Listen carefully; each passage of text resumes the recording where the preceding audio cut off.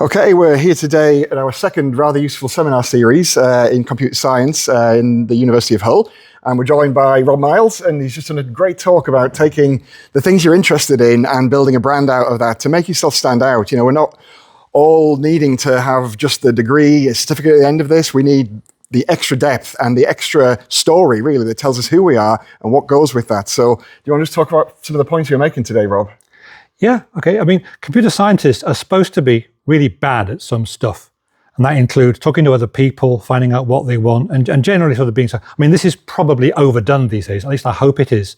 But what I want you to sort of start thinking about is that people in that position can pick up the skills that will make them able to communicate and do good stuff alongside technical stuff. Because what the world really wants is not just people that can write code and make things happen in software, but also people you can work with, people you can talk to, who can find out your problems and tell you when it's a bad idea, when it's a good idea, and what they think you should really do without making you feel cross or inclined to hit them over the head with the piano. So it's that kind of thing. Yeah. And it's just a general bunch of skills. And what people forget is that the amount of value this adds to you if you do it properly is incredible. It puts a naught on the end of your potential if you can just do these things.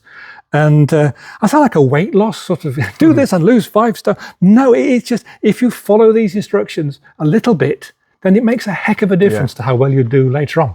I mean, I think having the ability to deliver that technical, competency beneath that is obviously incredibly a given. But when you wrap that with the ability to speak to different people, speak to clients, speak to customers, understand the business value of what you're doing, and just be able to kind of figure out the problems and then be able to actually deliver the solution that kind of gets you that edge really in what you're doing. Yeah, it's sad, but the technical stuff is in some ways the easy bit.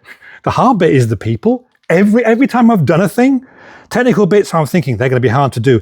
Yes, they are, but getting someone to pick up your idea and run with it, or responding sensibly when they find a fault in it, that's the hard bit.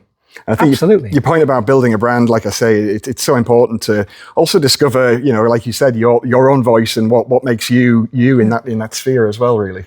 Yeah, I mean, the thing about it is, I say about the job thing, you only have to find the one job.